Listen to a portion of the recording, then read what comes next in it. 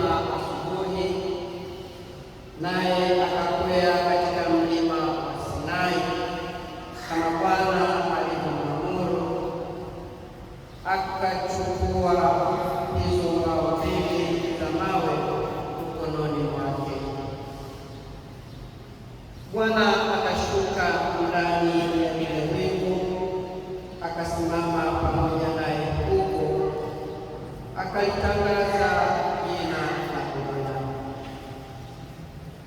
Bwana akapita mbele yake, akatangaza, Bwana, Bwana, Mungu mwingi wa huruma, mwenye fadhili, si mwepesi wa hasira, mwingi wa rehema na kweli. Musa akafanya haraka, akainamisha kichwa chake hata chini, akasujudu. Akasema, ikiwa sasa nimepata neema mbele zako Bwana, na kuomba Bwana uende kati yetu, maana ni watu wenye shingo ngumu. Ukasamehe uovu wetu na dhambi yetu, ukatutwae tuwe urithi wako. Neno la Bwana.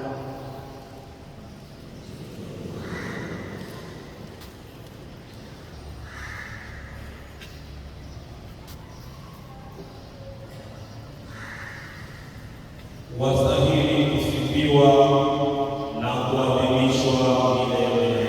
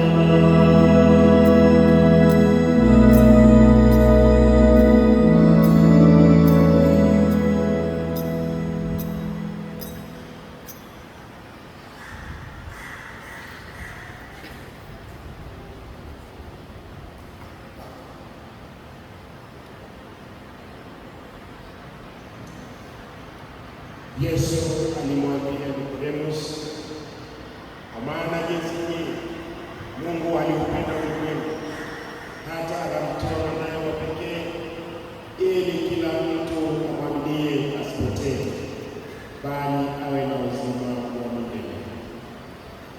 Maana Mungu hakumtuma mwana ulimwenguni ili auhukumu ulimwengu, bali ulimwengu uokolewe katika yeye. Amwaminie yeye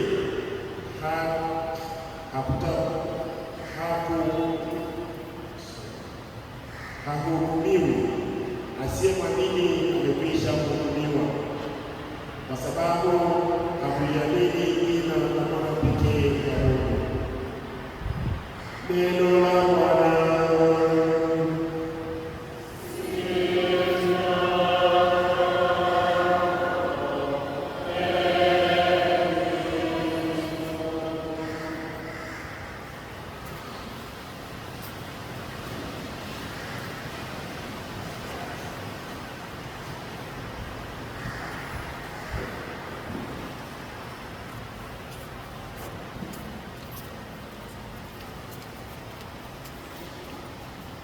Kristo tumaini letu. Leo kama nilivyoanza wakati wa utangulizi, tunasherehekea sikukuu ya Utatu Mtakatifu. Ni kati ya sikukuu zinazofuata baada ya Pasaka, kupaa kwa Bwana, Pentekoste, sikukuu ya leo ya Utatu Mtakatifu, na Dominika ijayo sikukuu ya Ekaristi Takatifu. Tulipokuwa mafundisho kwa watoto na sisi wote, tuliambiwa kwamba katika imani ya Kanisa Katoliki tuna mafumbo, na mafumbo makuu matatu tunayajua, na mojawapo ni fumbo la Utatu Mtakatifu. Lakini tabiri kwanza niingie katika sababu kwanza. Fumbo la kwanza ni fumbo gani? Wanalita mko hapa leo kwa siku yenu, lazima sasa mfanye mtihani. Mafumbo makuu matatu. La kwanza ni hili, tunasema fumbo la Utatu Mtakatifu. Niambieni fumbo lingine, na kama mniambii basi tunasitisha jambo hili na kuwapokea wanachama wao. Fumbo lingine ambalo ni tunashirikia kama kanisa. Mafumbo, la kwanza fumbo ni jambo ambalo kwa akili zetu timamu hatuwezi tukaielewa. Wanalita mwenyekiti wa wanalita mwenyekiti mwenyekiti anasema hapa amenua tumsema siku hiyo mgeni kwa mwenyekiti hapa hajaelewa hilo. Ni hapo tunikumbusha mafumbo au mengine mawili.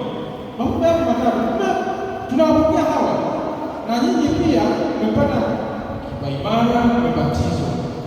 Ina maana kwamba mliingia katika kanisa. Mafumbo makuu matatu. La kwanza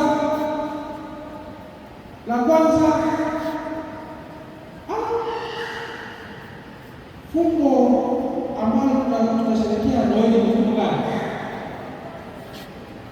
Ni gani hilo?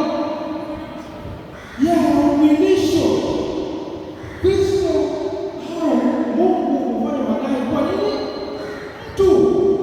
Amen. Wanalita hapo kwa sababu basi. Fumbo la pili, la tatu ni hili tushasema. La tatu ni kwamba fumbo la Utatu Mtakatifu. Na kama mwenye na mimi sitakufundisha leo. Fumbo la tatu, Pasaka tunasherehekea nini? Na Pasaka tunasherehekea nini? Sio fumbo, ukombozi. Yeye ni fumbo, lakini zaidi ya yote Pasaka tunasherehekea fumbo la ukombozi wetu. Kwa hiyo tuna mafumbo matatu. Kwanza, fumbo la umwilisho, Yesu Kristo kuchukua mwili wa kibinadamu. Na pili, ambayo ni Pasaka, fumbo la ukombozi wetu. Na leo fumbo la Utatu Mtakatifu. Itakuwaje kwamba una watu watatu na unasema ni mtu mmoja? Kama tunasema wameko hapa kwamba utukuzwe Utatu Mtakatifu na umoja kwenye nini usiogawanyika. Wewe ndio unapotafakari kuhusu Utatu Mtakatifu. Mshasherehekea sikukuu ya Noeli, tushasherehekea sikukuu ya Pasaka. leo tunaposherehekea sikukuu hii ya Utatu Mtakatifu. Mungu Baba kazi yake ni kufanya nini? Naomba tuombe wakati Yesu. Mungu Baba kazi yake ni kufanya nini? Ni kuumba. Mungu Bwana kazi yake ni kufanya nini? Kukomboa. Mungu Roho Mtakatifu kazi yake ni kufanya nini? Utakatifuza. Si kweli? Japo Roho Mtakatifu ana kazi nyingi kwamba wote pamoja atakatifuza, atafariji. Sasa tuangalie sasa nafasi zetu katika kuiga huyu Mungu mmoja kwa nafasi ngapi? Kazi ya kuumba. Kwamba sisi mimi na wewe tunayo nafasi pia kumsaidia Mungu sababu ametuumba kwa mfano wake, kumsaidia Mungu katika uumbaji. Leo ukiangalia mazingira, ukiangalia dunia inabadilika, ni sisi wenyewe baada ya kuumba akusaidia Mungu kuumba baada ya kuumba ulimwengu. Mungu Bwana kazi yake ni kukomboa, lakini si baada ya kukomboa na nafasi kuharibu. Roho Mtakatifu ni kutakatifu kuleta watu pamoja. Naomba basi tutafakari swala hili la Mungu asiyegawanyika. Hapa katika kikundi cha wanaita pale na wanakwaya, hapa naongea na wanafamilia. Mimi ni mtawa na kueleza hapa. Ni nini kinagawa watu? Ni nani anayegawa watu? Na ni nini kinasukuma mpaka badala ya kuleta umoja tunakuwa kifuge tu. Ule ukienda kuna pastor mmoja anaitwa Pastor Ngana, anakuambia kinyangalika. Sasa nataka niongee hapa kwanza, niingie kwenye ile kwa sababu kwa pale. Ni nani kati yetu sasa atakuwa kinyangalika kugawa kama wananchi? Hao unakuta wengine hapa kuna vikao, kuna kikao cha taasisi. Wale ndio walimu na kikao cha walimu na kikao cha viongozi. Lakini kuna watu ambao wakikao wakala kikao. Tumsisikize. Sasa Mungu Bwana Roho Mtakatifu Baba walikuwa na umoja kwamba wanakusudia wote kwa pamoja. Na tunataka nini na roho ya ndani nao mimi badala ya kuleta watu pamoja naendelea kugawa. Ni nini kinanisukuma mimi kuendelea kugawa watu ubinafsi? Angalia kwenye matendo ya mitume, zile siku za mwanzo mitume walikuwa roho moja na nini? Na moyo mmoja. Pia kwa roho aina huyu walikuwa roho moja na moyo mmoja. Lakini pakatokea kijana kinaitwa nini? Anania na Safira. Na mtaona wanataka nini? Gawa. Kijana hicho labda ni mimi au wewe. Kianania kiko hapa, Kisafira kiko hapa. Waambie wazao hata kuwa Kianania hapa. Si mwambie wazao hata kuwa Kianania hapa. Kwa sababu unaona siku hizi na wenyewe hapa hatukusudii pamoja. Hatulii pamoja. Leo tunasherehekea moja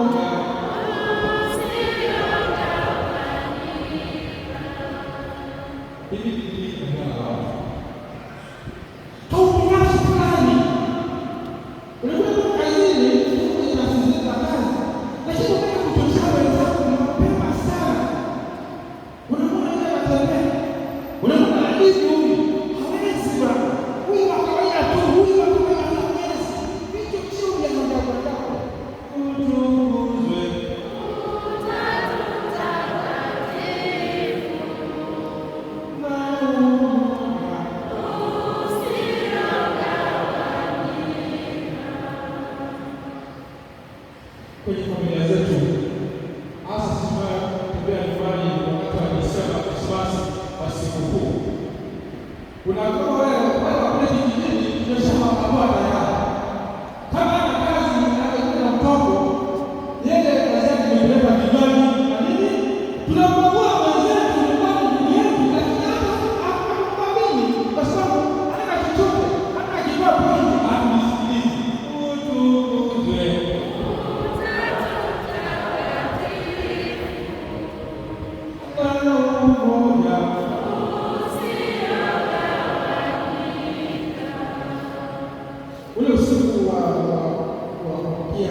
Pentekoste nilitoa mfano hapa kuhusu yule mtoto aliyesali sana. Kwamba Mungu Baba, Mungu Mwana, Mungu Roho Mtakatifu wamegawanywa kitu kimoja. Lakini yule mtoto akaomba wake aje baiskeli kule nje. Alikuwa anacheza baiskeli yake kule, alikuwa junior hata nini baiskeli kule nje. Akamwambia baba, usiniruhusu kuingia baiskeli yangu ndani. Akamwambia hapana, baiskeli na matope yaje kule nje. Alipoingia kijana akakuja akamwambia basi tuongoze sala tupate kwenda chakula. Asali kwa jina la Baba na la Mwana. Amina. Baba akamwambia tuna umesali vipi bwana? Kwa jina la Baba na Mwana. Amina. Akamwambia na imekuja Roho Mtakatifu. Jina akasema nimemwona Roho Mtakatifu akuje anatuma baiskeli yako. Tumseme. Sasa sisi yule kijana alikuwa ananiambia kwamba alijua Roho Mtakatifu analipa. Anatuma. Lakini naomba sana asisi tuseme kwamba bora sijitumi katika mema kwa mwenye yangu. Umepata Roho Mtakatifu kutumia moyo wako. Umepata Roho Mtakatifu kutumia moyo wako. Tuwachukue Mungu Baba, Mungu Mwana, Mungu Roho Mtakatifu kwa yote ambayo tunafanya. Kwamba usiwangawe. Kijana alikuwa Roho Mtakatifu kwa nje atume nini? Baiskeli. Lakini sisi ni wapi tumebakisha? Kama hapa ndio ndoa zima mbili hapa. Na ninataka kukumbusha jambo hili kwamba naombeni mnapoenda kwenye ndoa hii, kwa sababu nilikuwa naambia kwamba Ijumaa nilikuwa nimechoka akili na mwili kusikiliza masaibu, migogoro, mashida, misalaba ya familia. Kile kwa wengine msitaki walikuwa wawili kuonyesha kwa nini? Naombeni muingie kwenye ndoa hizi bila kujibakisha. Mwingie sio amsifa kwa amsifa asili. Sio kama huyu ni 80 mwingine ni 20. Ndio tutajenga umoja wa familia zetu. Yaani familia zetu zitakuwa mfano huu. Unapokuwa na familia sasa hivi picha hapo tunaangalia ni nini? Hata nikisema wewe anachora hii picha hapo kwa sababu sisi mambo yao na mambo yetu tunawaambia. Mwenye kuchora hii picha alikuwa na dhana hiyo kwenye kichwa chake. Kwamba hatuwezi kumchora Mungu kweli, lakini akatolea Baba, Roho Mtakatifu na Mwana, kwamba hawa wanatembea pamoja kwenye swala zima la ukombozi. Ila kuna kipindi ilifika katikati ya msalaba, Yesu akisema wimbo wa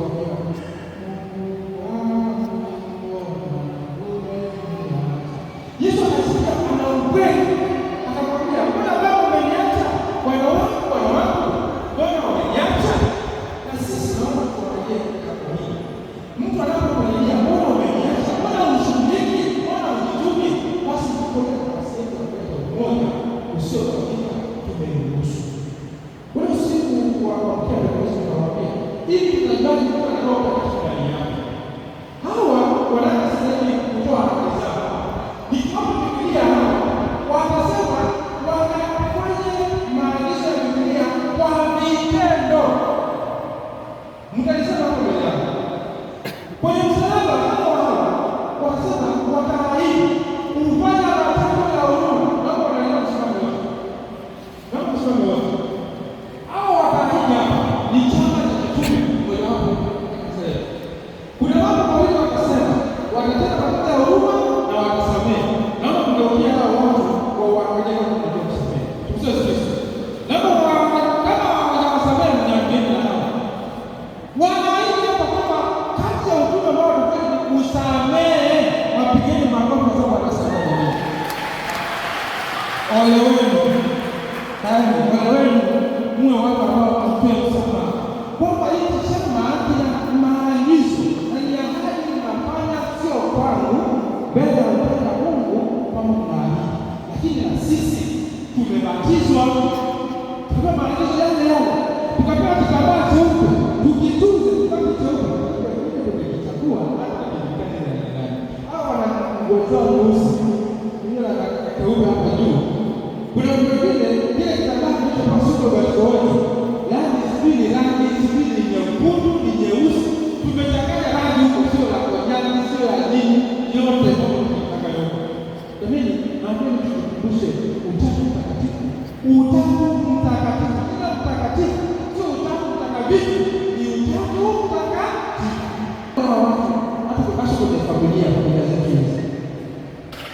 Utatu Mtakatifu walikuwa na mawasiliano.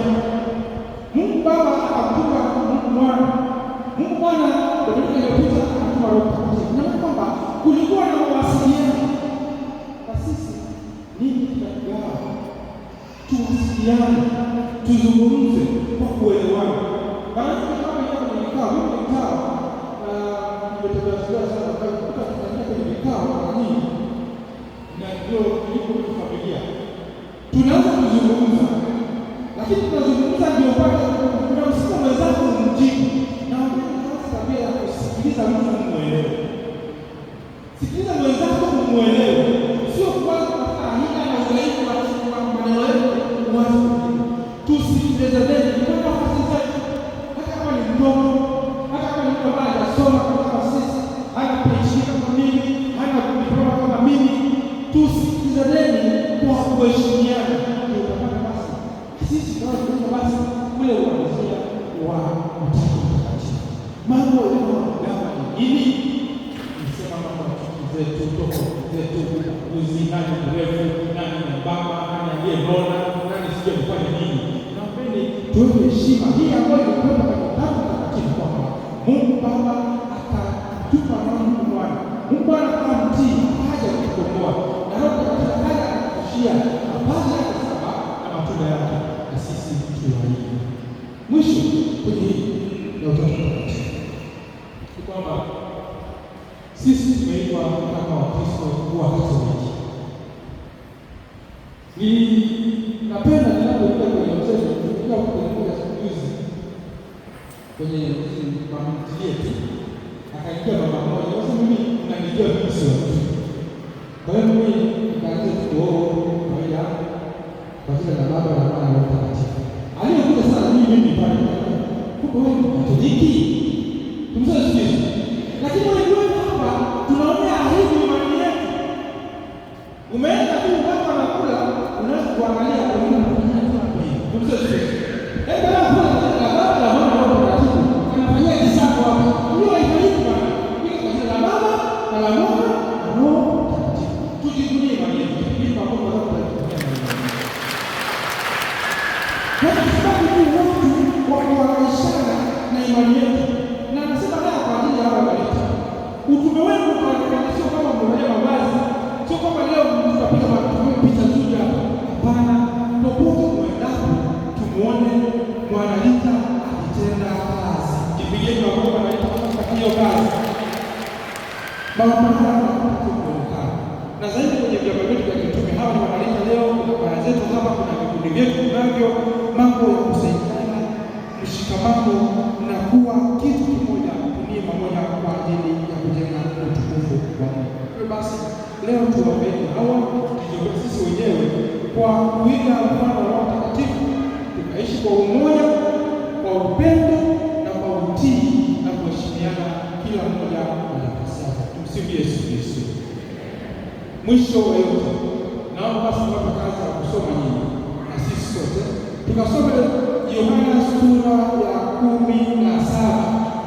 Sura ya 17 ni sura moja kabla ya mateso ya Bwana.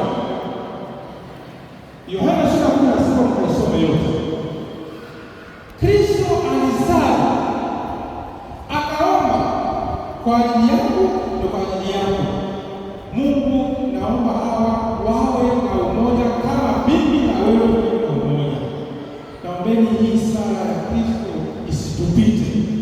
Kama Yesu alijua kwamba siwaombei hawa tu, akasema nawaombea na watakaojua kwa ajili ya hawa mitume, anatuombea umoja.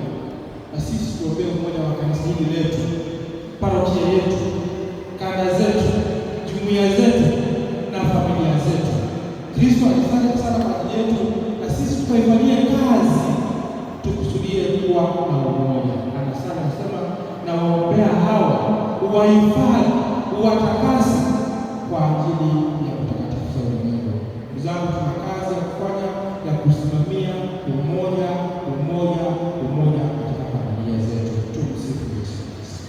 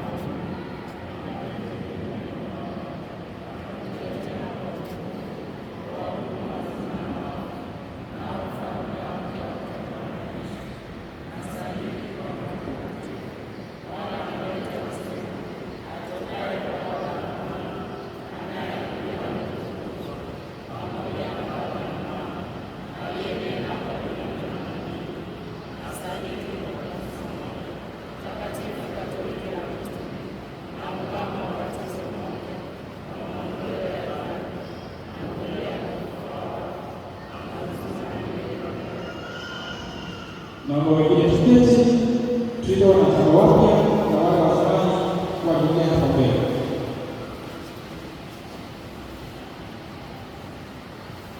Tuna wanachama wapya ambao wanapokelewa kuingia kwenye kipindi hichi. Mtakatifu Agustino Salasala tumebarikiwa kuweza kupata wanachama wapya 5. Naomba niwaite majina walioingia hapa mbele: Subira Salas, Juliana Nyanda, Gaudensia Mikaeli, Edisa Ndilanwa pamoja na Catherine Costa. Baba, tunaomba uwapokee na wanachama wengine wote tunaomba.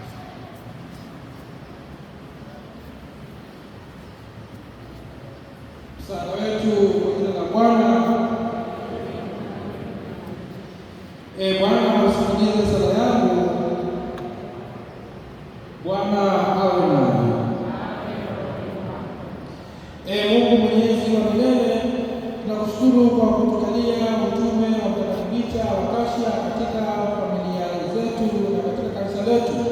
Tunakuomba huruma yako upende kuvibariki vitu hivi walivyovishika watumishi wako, vilivyoandaliwa kwa heshima ya mtumishi wako Rita wa Kashia, ili viwe visakramenti vya huruma yako.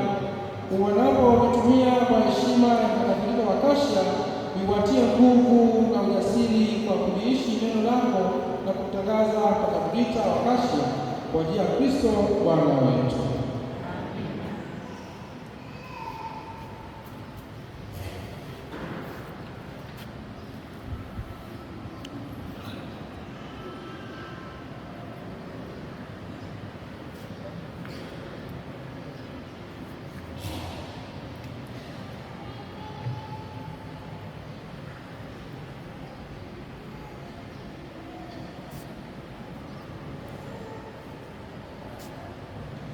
Zangu mama kanisa, anayo furaha kubwa kufahamu kuwa ninyi wana wapendwa mmeamua kuyakumbatia maisha matakatifu kwa kujiunga na utume wa Mtakatifu Rita wa Kashia.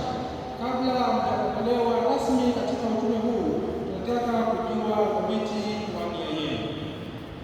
Je, mpo tayari kulisoma, kulitafakari na kuliishi neno la Mungu, yaani Biblia Takatifu tutakayokabidhiwa na mama kanisa siku ya leo?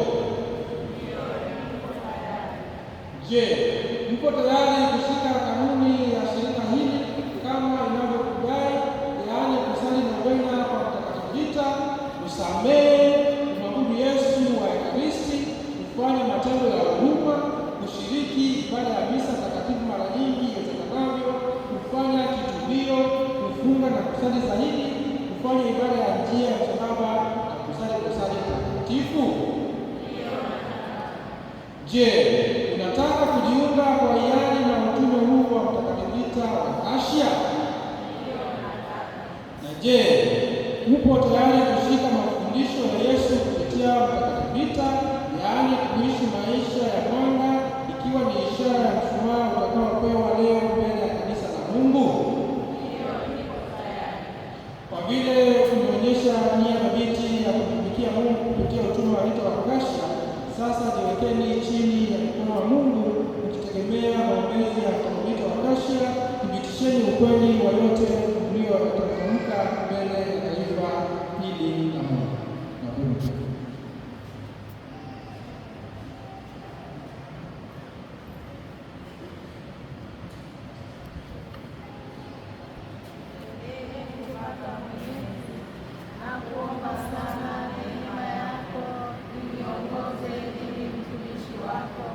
katika utume huu wa Mtakatifu Rita,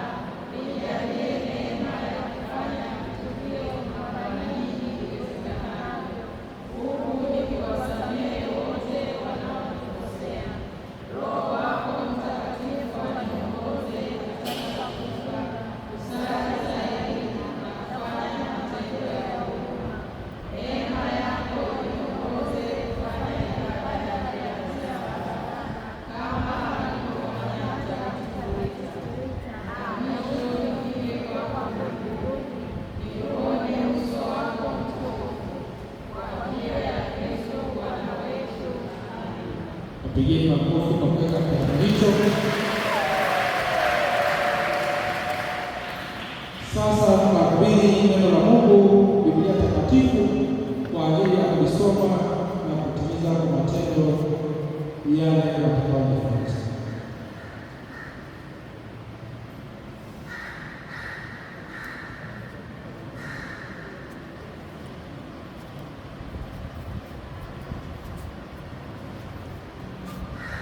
Pokea neno la Mungu. Neno hili na liwe taa ya miguu yako na uzima wako. Una wajibu wa kulipenda, kulisoma, kuishi katika maisha yako, na ukisha liweka moyoni mwako, nenda ukawahubirie wengine kwa vitendo. Hili ni neno linaloongoza Rita hadi akawa mtakatifu, nawe utakuwa mtakatifu kwa kuishi neno hili kamilifu, kwa ajili ya Kristo Bwana wetu. Tunawapa katiba kitabu cha katiba na kitabu cha maisha ya Mtakatifu Rita. Pokea kanuni ya chama cha kitume na kitabu cha maisha ya Mtakatifu Rita. Kanuni na kitabu hiki vikusaidia kuishi vizuri maandiko matakatifu, ili yakusaidie kupata utakatifu kama alivyokuwa Mtakatifu Rita, na mwisho uingie mbinguni ambapo Rita na watakatifu wote wanaishi pamoja na Kristo daima na milele. Tunawakabidhi msalaba ambao ni ishara ya wokovu wetu, ile fumbo la wokovu ambalo tumelitafakari. Pokea msalaba ili uwe ishara ya ushindi katika mateso yako na faraja katika maisha yako. Sali daima mbele ya msalaba kama Mtakatifu Rita alivyosali hadi akakata upendo kutoka kwa Bwana Yesu, nawe utapokea taji isiyofifia kwa kutukuza msalaba mtakatifu kwa ajili ya Kristo Bwana wetu.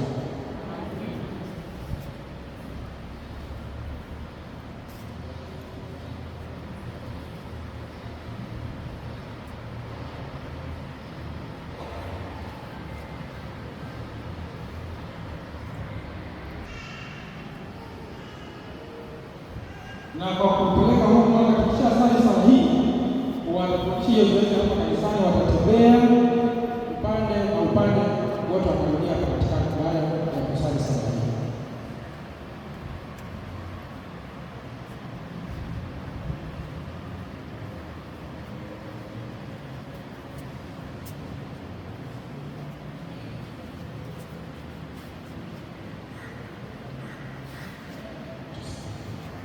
Mwanga wa dunia, na kila anayeishi katika mwanga huo umpenda na kumtumikia Kristo kwa uaminifu. Mwanga huo usaidie kuishi maisha ya utakatifu kama alivyoishi Mtakatifu Rita wa Kasha. Ufikishe mwanga huo ukiwa unawaka katika uzima wa milele mbinguni kwa ajili ya Kristo Bwana wetu. Wapigieni makofi Bwana Rita hawa. Sasa tunawapa kazi nusu hii, unatembea huku unatembea katikati, nusu hii nyingine unatembea huku pale katikati, wote wanapitia hapa na tuanze kwa sala zetu. Na basi upande huu wanasema katikati, wale wakarudi basi mistari miwili na hao waliokwenda kwa nyuma. Basi wale vikongwe tuanzeni hapa. Hoya mwana wa Kristo.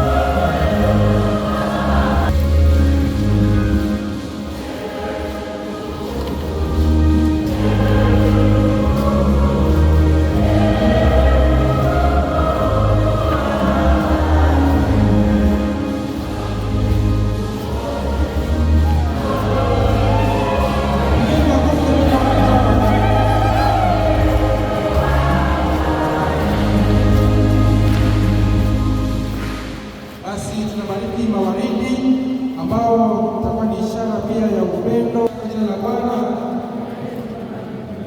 Bwana awe nanyi. Ee Mungu ambaye ni wako utakatifuza kila kitu, shusha baraka zako juu ya mawaridi haya ambayo tunakutolea kwa heshima ya Mtakatifu wa Kesha. Fanyiza kwa kuomba ili kila mmoja atakayetumia kwa upendo kwa ajili ya faida ya msalaba na ufufuko wa mwanao aweze kupata kwa wema wako faraja na afya katika ugonjwa, kudumu katika kumfuata mwanao kila siku, na kila mtu kuubeba msalaba wake kwa njia ya Kristo Bwana wetu.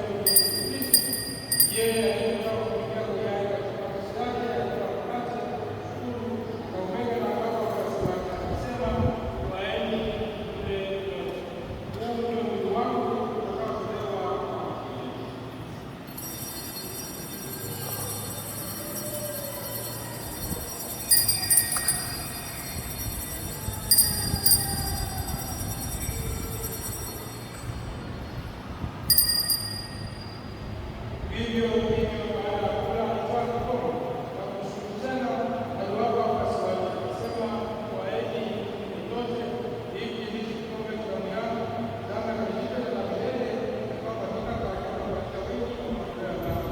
Fanyeni hivi